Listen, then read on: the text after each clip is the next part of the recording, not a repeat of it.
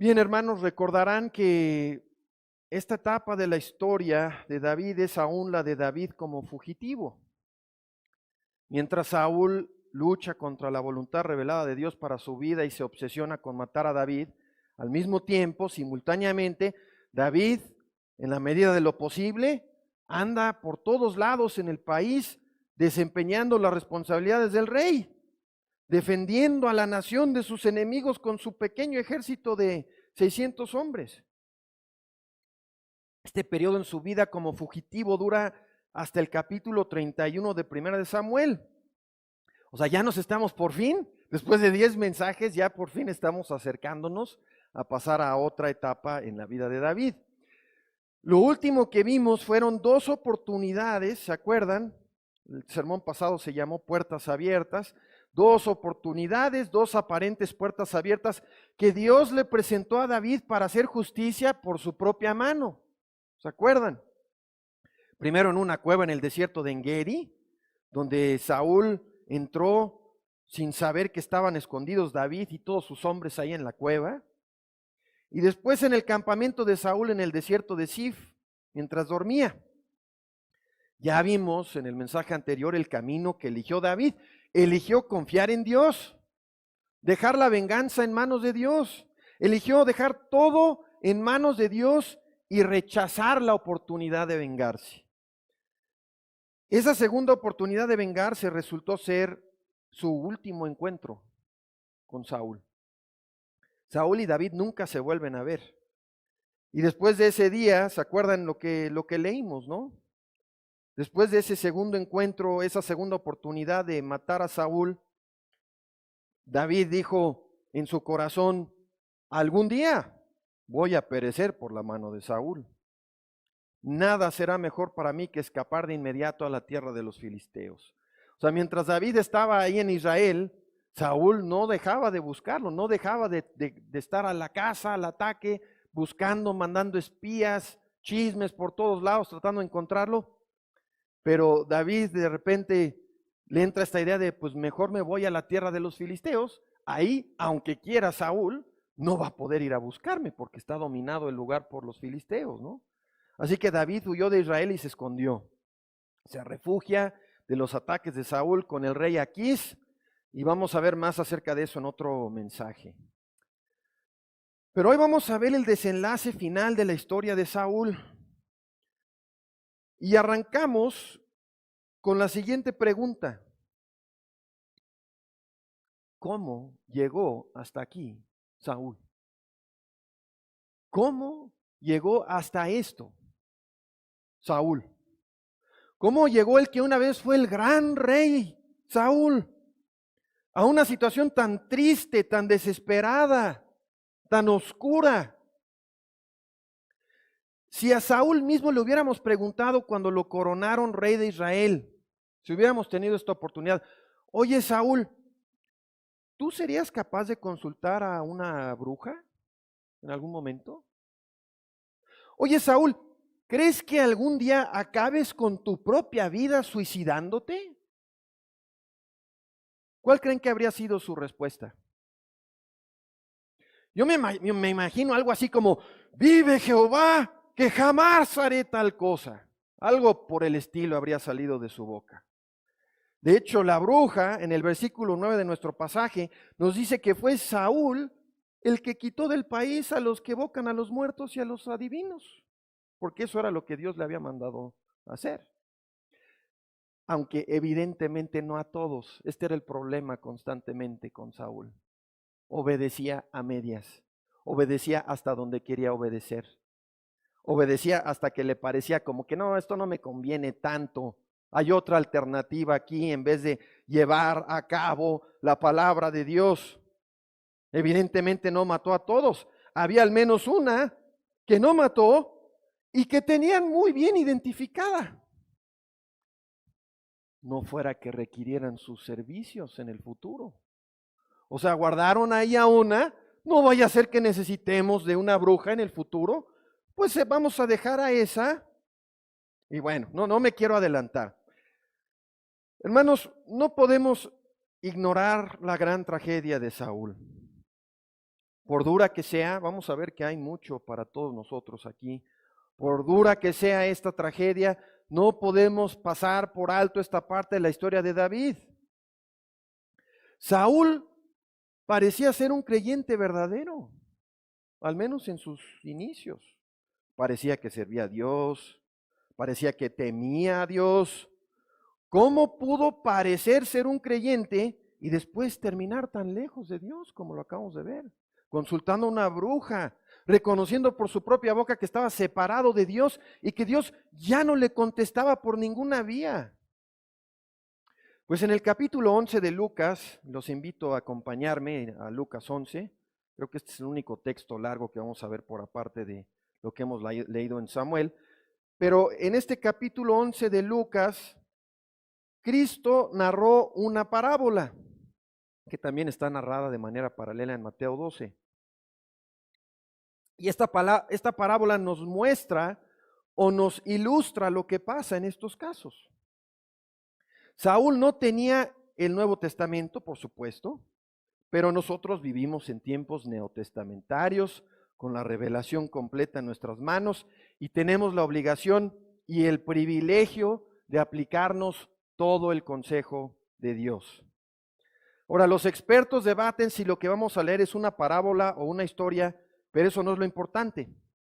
Lo importante es que en esta historia Dios nos ilustra lo que pasa en el corazón de alguien que resulta ser un creyente falso, un creyente nominal. Un creyente nominal es uno que nada más tiene aquí la etiqueta y nada más. Dice que es creyente, se identifica como creyente, pero no es creyente. Lo que pasa en una persona que dice ser creyente, pero no lo es, eso es lo que tenemos aquí. Así que leemos a partir del versículo 23. El que no está conmigo, contra mí está. Y el que conmigo no recoge, desparrama. O sea, vean, no hay terreno neutro en la guerra por tu alma. O estás con Cristo o estás contra Él. No hay medios tintes, no hay casi creyentes, medio creyentes, más o menos creyentes, no hay. Versículo 12. Cuando el espíritu inmundo ha salido de un hombre, anda por lugares secos buscando reposo, y al no hallarlo dice, volveré a mi casa de donde salí. La Biblia habla del diablo como el padre de los inconversos. Es su padre, es su señor. Están bajo su poder, en su reino. Su señor con minúscula, ¿verdad? Versículo 25. Y cuando regresa este espíritu inmundo, se va por un rato y cuando regresa, halla la casa del alma de donde salió barrida y adornada. Entonces va y trae otros 7 espíritus peores que él, y después de entrar habitan ahí, y el estado final de aquel hombre llega a ser peor que el primero. Esta es una terrible advertencia para cada uno de nosotros. Esto es lo que pasa con personas que tratan de reformar sus vidas, pero jamás se entregan realmente a Cristo.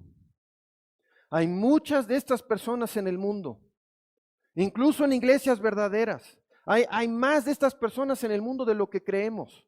Son como la mala tierra en la parábola del sembrador. Son los que brotan pronto, pero luego llega el mundo, las preocupaciones del mundo, no tienen raíz, no son realmente salvos.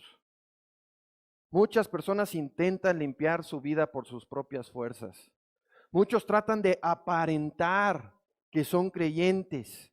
Hay este dicho en el mundo, ¿no? Ser es parecer. ¿Eso funciona en la palabra, en el cristianismo? ¿En seguir a Dios? Por supuesto que no. Ser no, parecer no es ser en seguir a Cristo. Y estas personas a simple vista pudieran engañar a muchos. Así como engañó Saúl a muchos. Saúl parecía ser un creyente, parecía ser un hijo de Dios y lo aparentó por años, pero no había raíz, nunca tuvo una relación personal, salvífica, con el Dios de la Biblia.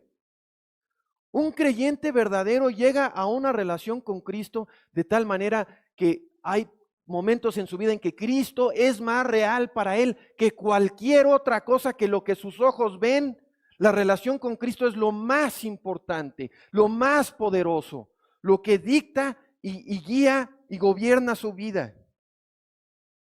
Y lo que enseña la palabra es que estas personas farsantes limpian sus vidas en cierta medida, la barren de pecados externos, la adornan de buenas obras por un tiempo. Pero tomando la ilustración de Cristo, cuando regresa el enemigo, llega, toca la puerta de sus almas y pregunta, ¿está Cristo ahí? ¿Mora aquí el Espíritu Santo? ¿Está sellada esta alma con el sello del Espíritu? El diablo analiza a los que dicen ser creyentes. Llega, toca la puerta. ¿Realmente hay novedad de vida en esta persona?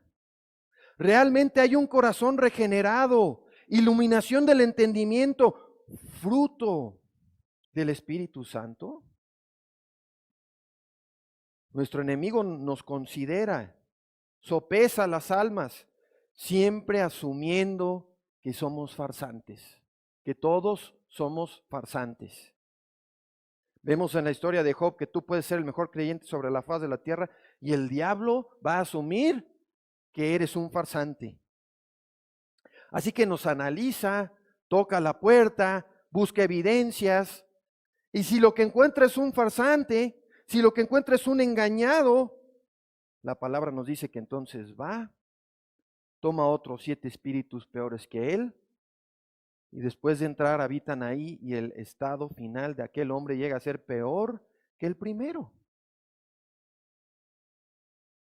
Es una ilustración, pero retrata la realidad. Y lo vemos perfectamente en la vida de Saúl. El pecado es progresivo. Todos empezamos en el pecado pensando, pues un poquito no hace daño, ¿no? Voy a entrarle aquí un poquito, pero yo digo ¿hasta cuándo? Yo digo cuando ya, un poquito aquí, un poquito allá, pero el pecado no funciona así. El pecado es adictivo más que cualquier otra cosa. El pecado es progresivo, el pecado es destructivo.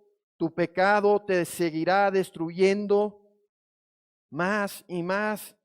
Este es el fin de los que viven autoengañados. Su estado final es peor. Mejor no haber fingido, mejor no haber conocido, mejor no haber probado la verdad. Cuando el enemigo ataca y prueba a un creyente verdadero, no puede vencer. No puede volver a tomar residencia ni dominar el alma de ese hombre o mujer. No puede. Encuentra al Espíritu Santo ocupando el corazón. Encuentra cambios y novedad de vida reales. Encuentra que Dios tiene esa alma cercada y no puede hacer más de lo que Dios le permita. Sí, puede tal vez, si Dios le permite, como vemos en la historia de Job, puede atacar, puede mandar pruebas, pero no puede hacer más. Pero si vemos el caso del farsante, el hipócrita, esa persona sigue siendo un esclavo del pecado. Es incapaz de reformar su corazón. Está bajo el dominio del enemigo y es su súbdito. Está encadenado. Puede parecer superficialmente, externamente, que su vida está limpia, que hay reformas al parecer. Puede adornar su vida de lo que parecen ser buenas obras, pero cuando el diablo ataca, cuando el enemigo de su alma toca su puerta buscando para ver si el Espíritu Santo mora en él o en ella, lo que encuentra es que no hay nadie, no hay nada. Solo su propio pecado, su propio egoísmo. Encuentra que esa persona, encuentra que el diablo, cuando regresa y toca esa vida, que él sigue teniendo la llave de la puerta. Que él sigue teniendo la llave de esa alma. El pecado y la carne siguen siendo los señores de ese corazón. Y esto es exactamente lo que pasó con Saúl, con los mismos resultados desastrosos que esperan a todo farsante e hipócrita. El farsante no tiene poder para resistir al diablo y ni siquiera quiere resistirlo. Porque como leemos en Romanos 8, la intención de la carne es enemistad contra Dios, porque no se sujeta a la ley de Dios, ni tampoco puede. Romanos 8:7. Amigos, yo supongo que la mayoría, si no es que todos los que estamos aquí, creemos que nunca podríamos acabar como Saúl.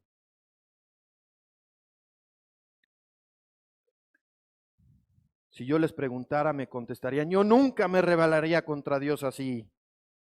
Nunca rechazaría la voz de sus mensajeros. Yo nunca me convertiría en un asesino. Nunca consultaría con una bruja. Yo nunca me suicidaría. ¿Cuál es el problema? El problema es que Saúl creyó lo mismo, al menos en un inicio. Y aquí estamos ya al final de su historia. Y todo lo que nunca habría pensado hacer, ya lo hizo. Por lo tanto, Dios le está trayendo el resultado inevitable del camino que escogió. Y ahora está lleno de terror. Está aterrorizado. Ahora sí busca a Dios, pero Dios no le contesta. Ahora sí busca algún profeta, pero él mismo los mató a todos. Él mató a los mensajeros de Dios. Los cayó con la espada, ¿se acuerdan? Ahora quiere el consejo de Samuel. Pero cuando Samuel iba y tocaba su puerta y lo confrontaba con su pecado, lo exhortaba, no quería saber nada. Se tapaba los oídos, déjame en paz, ya no te quiero ver. Si tú haces caso omiso de Dios y vives tu vida en rebelión, o si te disfrazas de creyente cuando en realidad eres inconverso, no hay garantía alguna de que el Señor te conteste en tus momentos de terror. Te van a llegar momentos de necesidad y desesperación que te van a abrumar y te van a ahogar. Vas a querer que te responda. Pero vamos a Proverbios capítulo 1. Dios dice en Proverbios capítulo 1, versículo 28. Entonces me llamarán y no responderé. Me buscarán con diligencia y no me hallarán. Por cuanto aborrecieron la sabiduría y no escogieron el temor de Jehová, no quisieron mi consejo, menospreciaron toda reprensión mía, entonces comerán del fruto de su camino y se saciarán de sus propios consejos. Llegar a este fin es terrible para cualquiera. Y lo peor es que este terror que le llegó a Saúl y que les llega a los que siguen su ejemplo, nunca se va a acabar. No es solo por un tiempo hasta que termine tu vida terrenal. Ese terror va a comenzar en este mundo y se va a extender a la eternidad. Vivirás una eternidad desesperado, una eternidad en angustia. Si callas hoy su voz, si callas tu conciencia hoy, podrás llegar al día en que esta sea la respuesta final de Dios. Versículo 26. Me reiré en vuestra calamidad. Me burlaré cuando os llegue lo que teméis. Cuando la calamidad caiga sobre ustedes como una tormenta, cuando el desastre los envuelva como un ciclón y la angustia y la aflicción los abrumen. Algunos piensan, estas son cosas duras de escuchar, hermano. Sí, sin duda. Como decían en los días de Cristo, dura es esta palabra. ¿Quién la puede oír? Pero Cristo habló de las realidades del infierno y la perdición más que cualquier otra cosa, más que cualquier otro tema. Confrontaba constantemente a los que estaban autoengañados, a los que eran farsantes. No podemos pasar esto por alto, no podemos ignorar estas palabras. Para Saúl la oportunidad de buscar a Dios, la oportunidad incluso de escuchar el consejo de Dios se acabó antes de que acabara su vida terrenal. Noten eso. Todos piensan, pues tengo oportunidad hasta que me muera. Mi salud anda bien, me quedan varios años, puedo buscar en 10, en 20, en 30. Cuando el doctor me dé malas noticias, voy a empezar a poner, a ver cómo me ajusto con Dios, cómo quedamos, cómo llego a un acuerdo con Él. Pero hay personas como Saúl, cuya oportunidad de escuchar siquiera el consejo de Dios se acaba antes de que se acabe su vida terrenal. Rechazan tantas veces la voz de Dios en sus conciencias. Rechazan tantas veces a los mensajeros de Dios que llegan al lugar en el que quieren escuchar y ya no pueden. Saúl sabía que estaba perdido. Veía venir su muerte y quería otra vez escuchar la voz de Dios. Pero su oportunidad ya había terminado. ¿Te has asegurado en Cristo de no estar siguiendo los pasos de Saúl, amigo que me escuchas?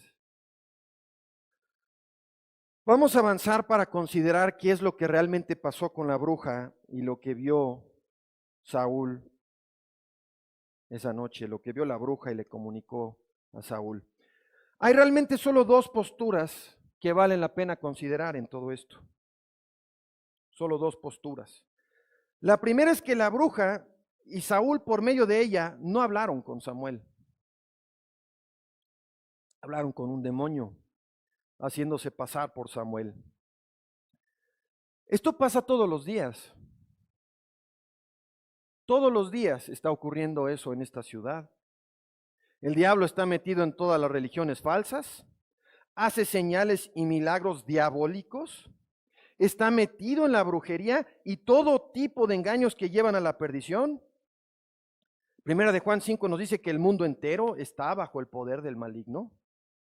No hemos de dudar por un segundo que el diablo está actuando a lo largo y ancho de este mundo. Claro, su actividad suele ser mucho más sutil, mucho más velada y disfrazada de lo que nos pintan en las películas de Hollywood, pero ahí está, ahí está. Y en este tema, el que busca, encuentra. El que anda buscando ver la actividad del diablo, encuentra. Y no me voy a adelantar, pero el que encuentra se está metiendo en graves problemas. Leemos en Efesios capítulo 6, versículo 12. Nuestra lucha no es contra carne ni sangre, sino contra principados, potestades, gobernantes de esas tinieblas, contra espíritus de maldad en los lugares celestiales. Entonces, bajo este primer posible escenario, las respuestas dadas a Saúl no fueron una profecía, sino meras conclusiones obvias a las que llegó el diablo.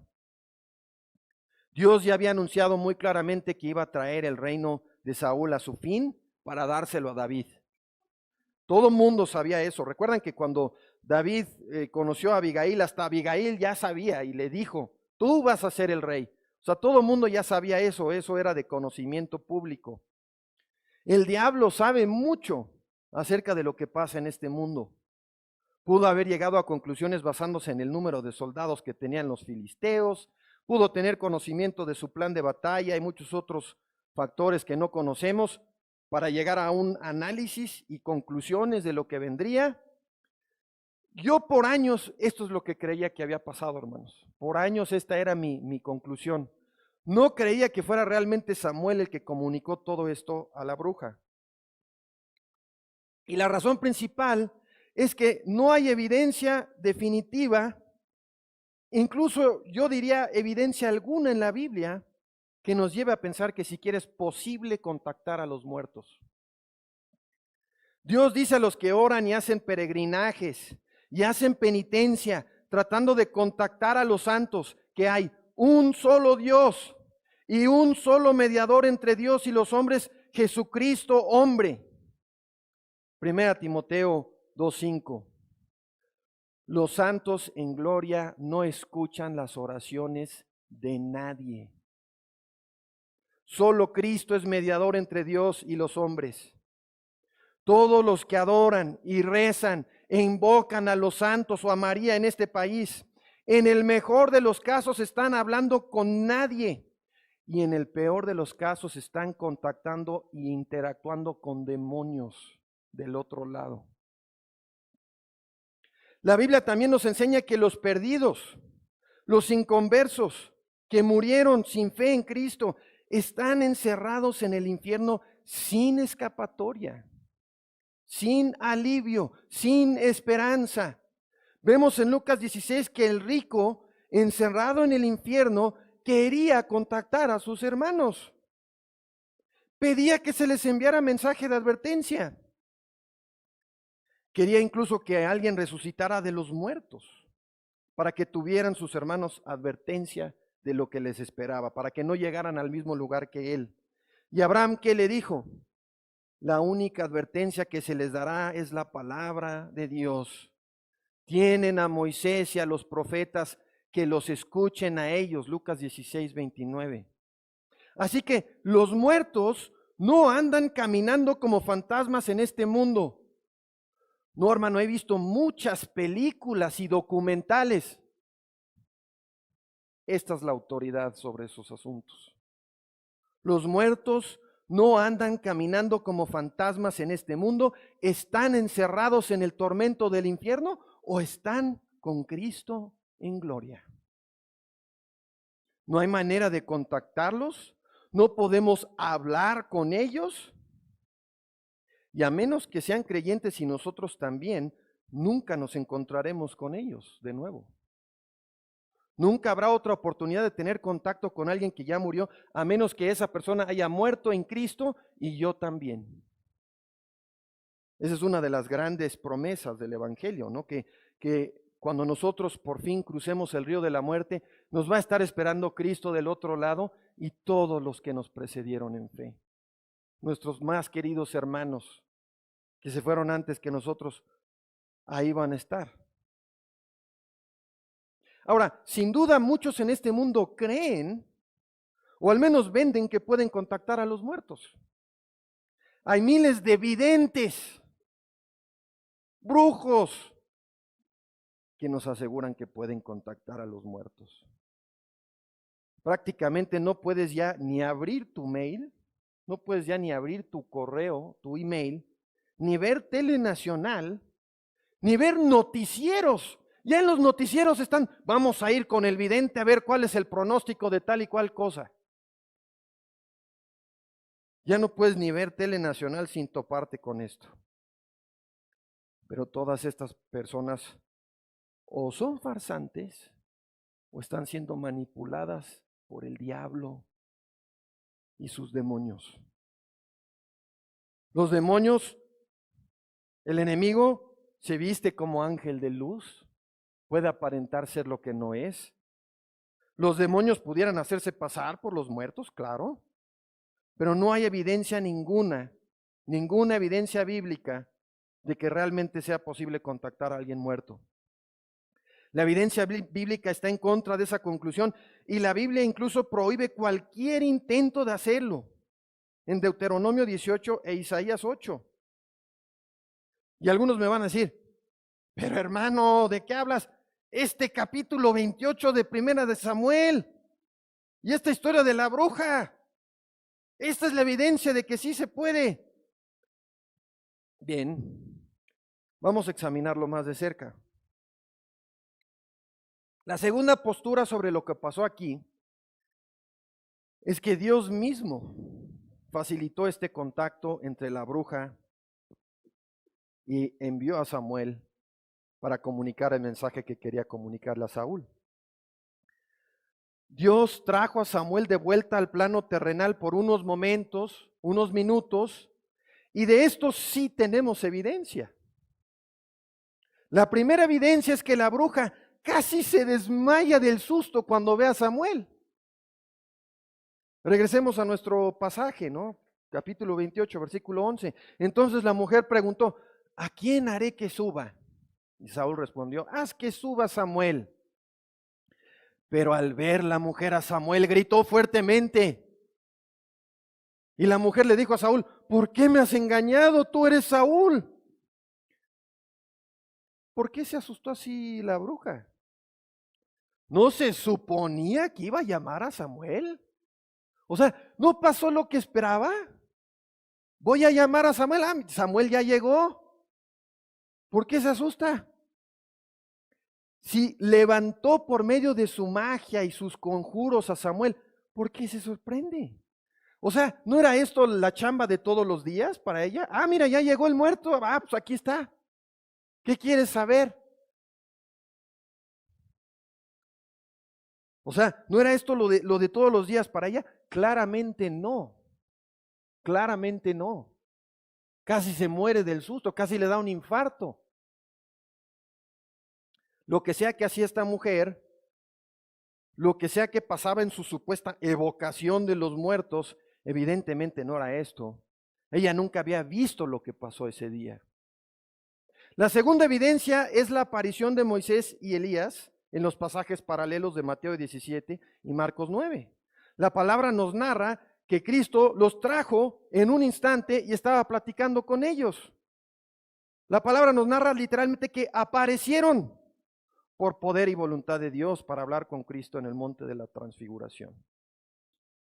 Esto es lo que yo estoy convencido que ocurrió con Samuel. Dios trajo a Samuel para comunicar su mensaje a Saúl. La tercera evidencia es la precisión de la profecía que Dios le comunicó a Saúl por medio de Samuel. El diablo tal vez pudiera haber hecho un pronóstico de la derrota de Israel.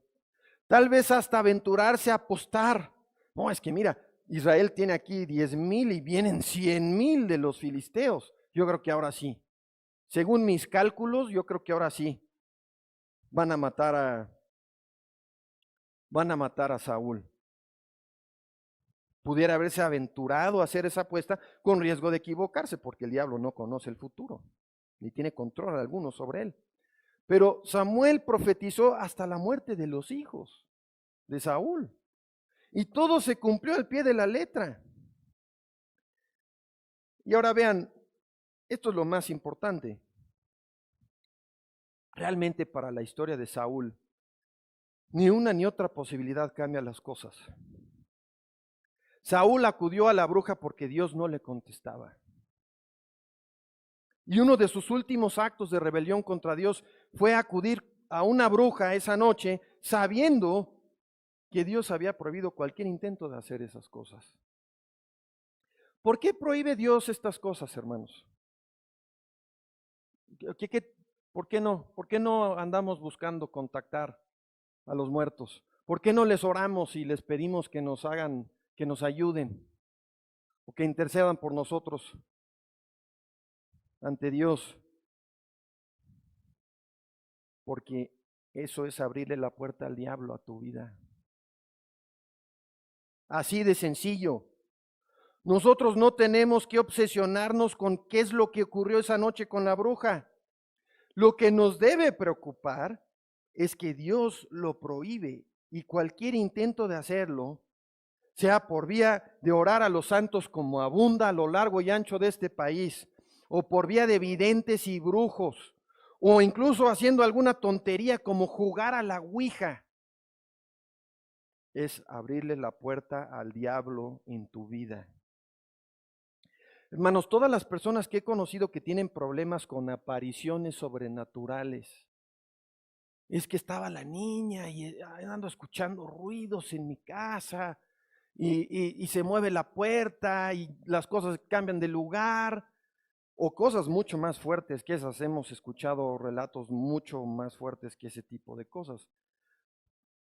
Todas las personas que tienen problemas con apariciones, fantasmas, demonios, en todos los casos, los orígenes vienen de que ellos en algún sentido abrieron o están abriendo la puerta a eso en sus vidas. El que busca encuentra. Con religiones falsas, pecados ocultos, o buscando y practicando lo que Dios prohíbe, o simplemente por no refugiarse en Cristo.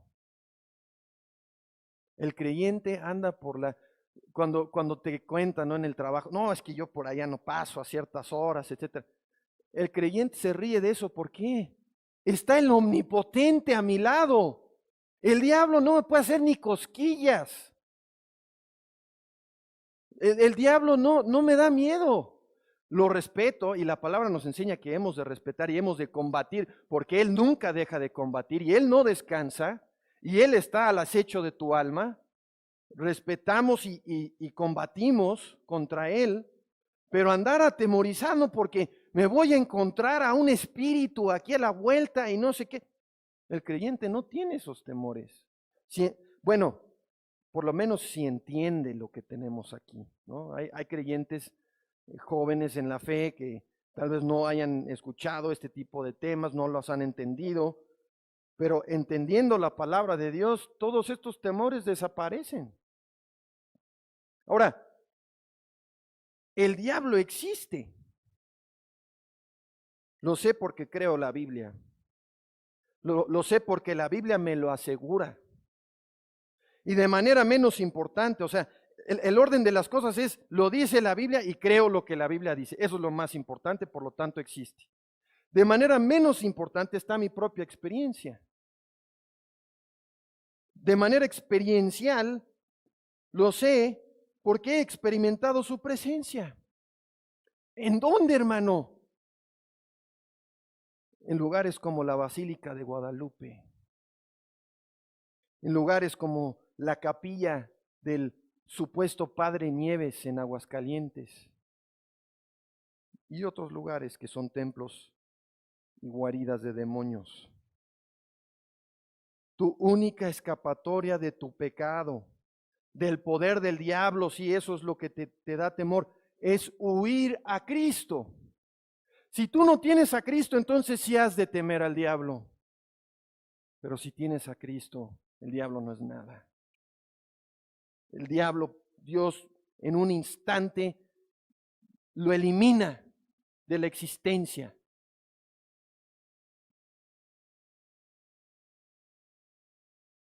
Tu única escapatoria es huir a la luz y a la verdad. Entregarte al Salvador. Nuestro lema como iglesia, la luz resplandece en las tinieblas.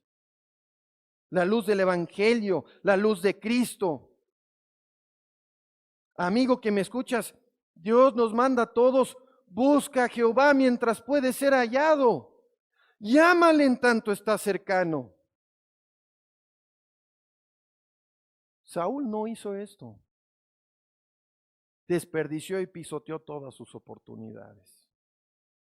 Y ahora lo vemos cayendo al piso aterrorizado en el escondite de la bruja ante la profecía de Dios sobre el juicio que le viene.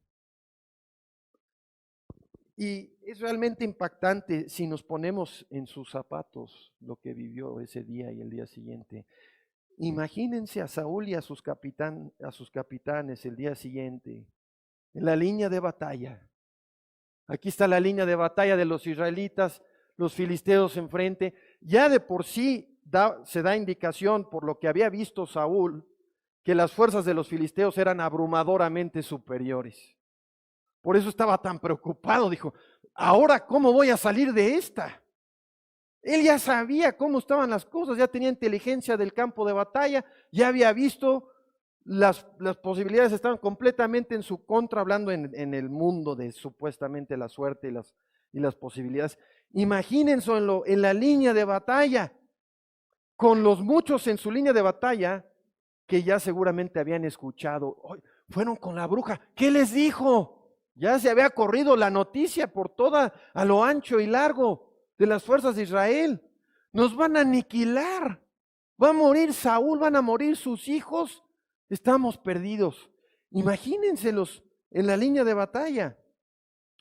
Arranca el combate y Saúl vio la profecía cumpliéndose ante sus ojos.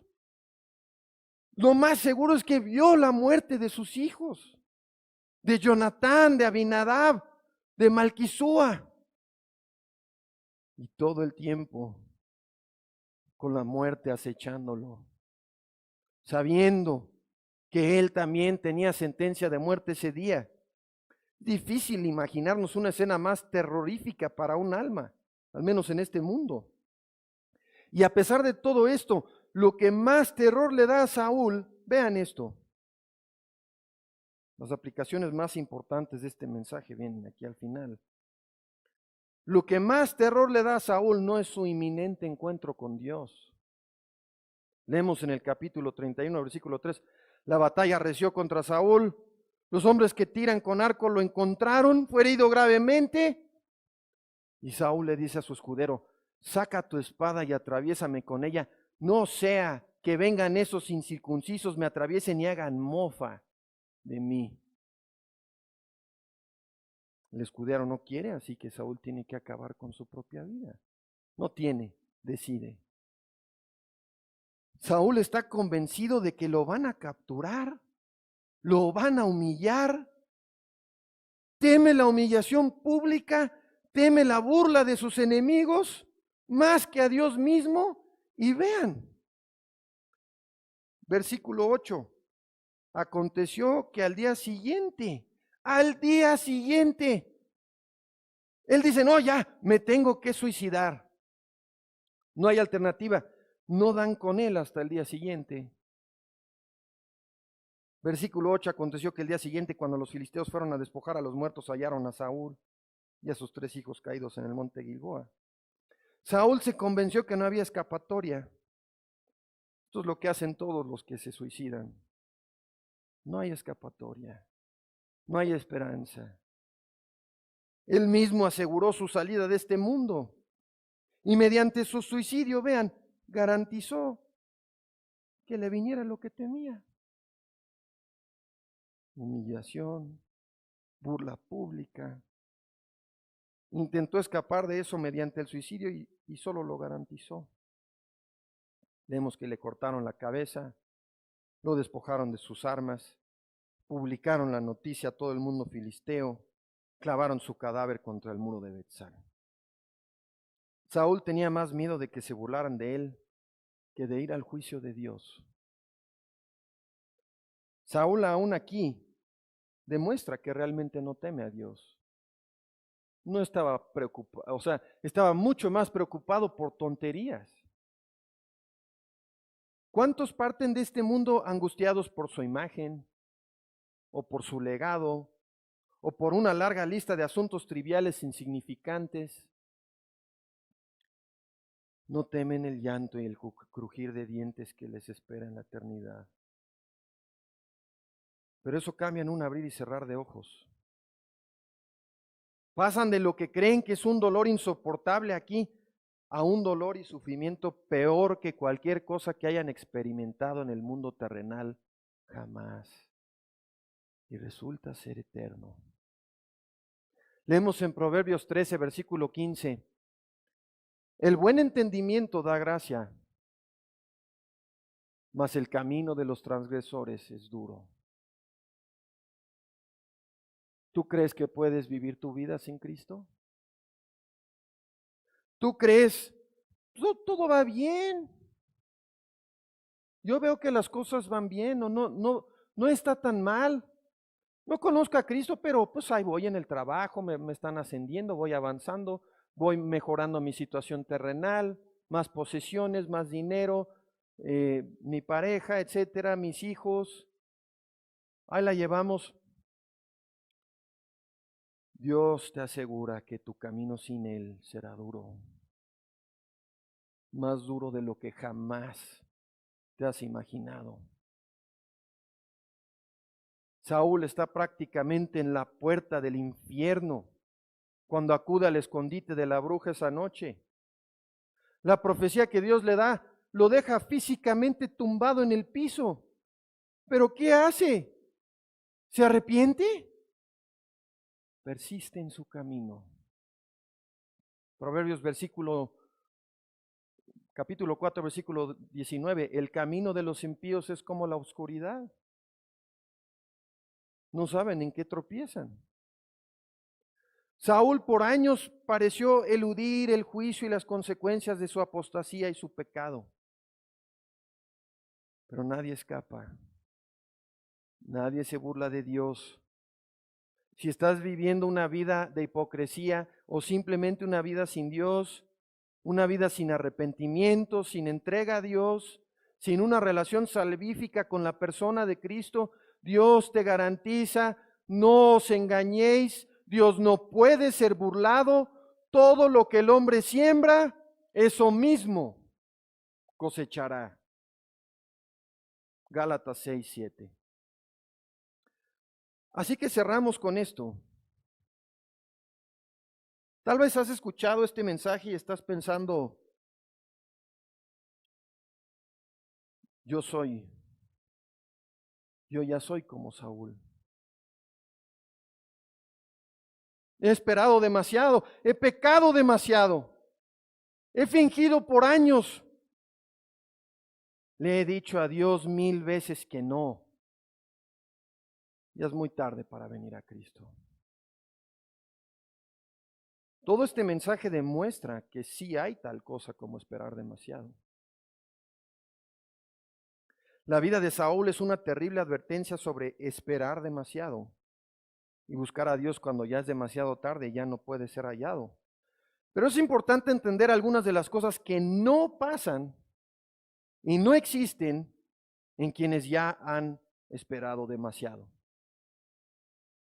Quien ya esperó demasiado no tiene ni el deseo de arrepentirse. Si tú el día de hoy estás en angustia, en congoja, si sientes el peso de tu pecado, si sientes tu necesidad de un Salvador, si sientes la necesidad de perdón, si tienes desesperación en tu corazón, no es demasiado tarde para ti.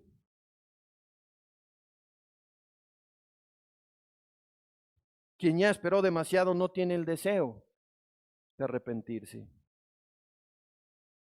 La vida de Saúl es una terrible advertencia, pero el que ya esperó demasiado ni siquiera tiene el deseo.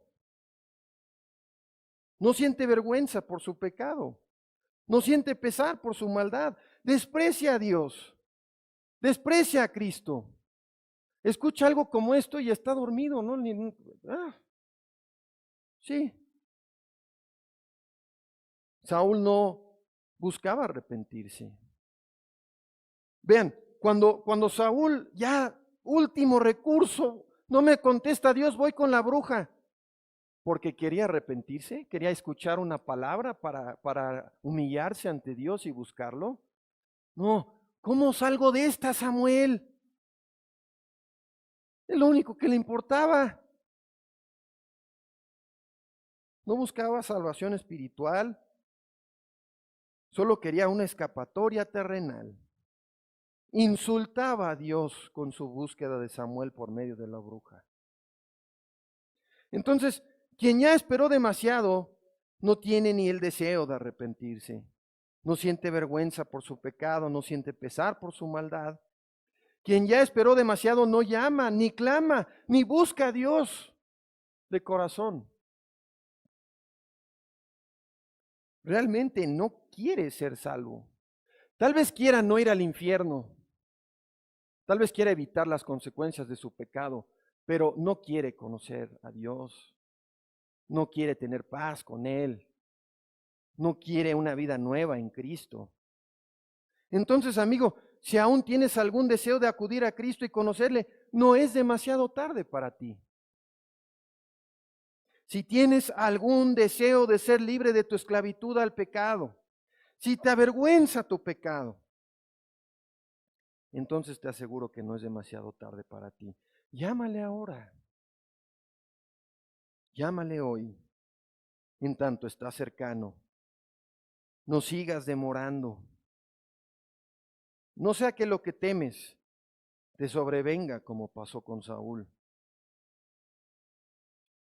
Si aún hay en ti algún deseo de acudir a Cristo, es Dios quien obra ese deseo en ti.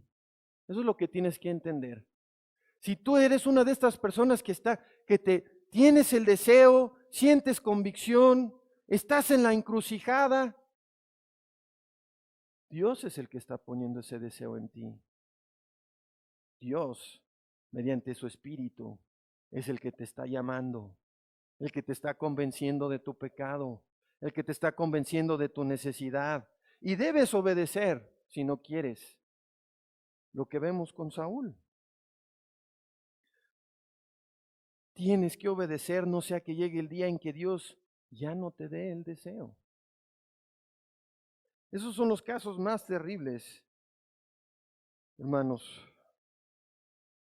He visto algunos más de cerca, otros menos, de estas personas que cuando ya tienen la sentencia de muerte, solo quieren escapar del infierno y saben que ya esperaron demasiado, que ya no hay salvación, que le han dicho a Dios y a su espíritu tantas veces que no.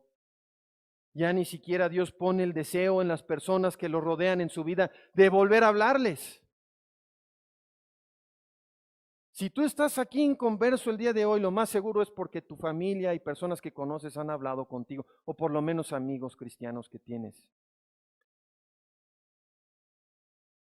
Y te advierto que hay muchos casos en mi propia vida en los que yo ya lucho y digo, ya es arrojarle las perlas al que no quiere escuchar. ¿Para qué? Que se condene más. ¿Por qué le voy a volver a decir no quiere saber nada? Se burla, se mofa, no escucha. Le hablas del infierno, se ríe, se duerme. Ya no le voy a decir nada. Porque Dios ya está retirando el deseo de los corazones de esas personas que te rodean de hablarte otra vez, de volver a, a rogarte, como los que en nombre de Cristo te ruegan que te arrepientas, que dejes tu pecado, que hayes vida. ¿Vas a seguir esperando? No importa, mis papás siempre van a hablar conmigo. Tus papás no son eternos. Va a llegar el día en que falten en este mundo. El hermano, el amigo siempre, cuando yo tenga ya deseo y ya me haya convencido y todo, voy a ir y ya voy a hablar con él y me voy a salvar. Dios dice que el día de salvación es hoy. Tú no tienes el mañana. Tú no sabes si vas a despertar mañana. No, hermano, yo soy joven, tengo muchos años por delante. Las estadísticas de cuántos jóvenes mueren en este mundo son terroríficas. Tú no tienes ni salir de la puerta y cruzar la calle asegurado. Yo ya no sé qué más puedo decirte.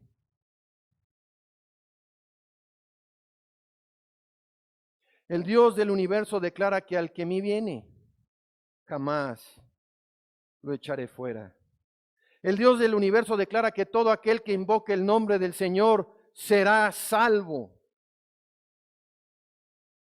Nadie nunca fue al infierno confiando en Cristo. Nadie nunca fue al infierno aferrándose a Él como su única esperanza y su Salvador. No, hermano, es que yo justo lo que ya he ido por ese camino, ya me metí en problemas con demonios y con evocación de los muertos.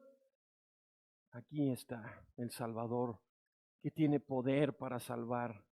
Todo eso lo hace a un lado. Aunque tus pecados sean rojos como la escarlata, serán blancos como la nieve. Leemos en Salmos, no serán desolados cuantos confían en Él. Salmo 34, 22. Busca tu paz con Dios hoy y haya gloriosa vida en Cristo que jamás has experimentado antes. Vamos a orar.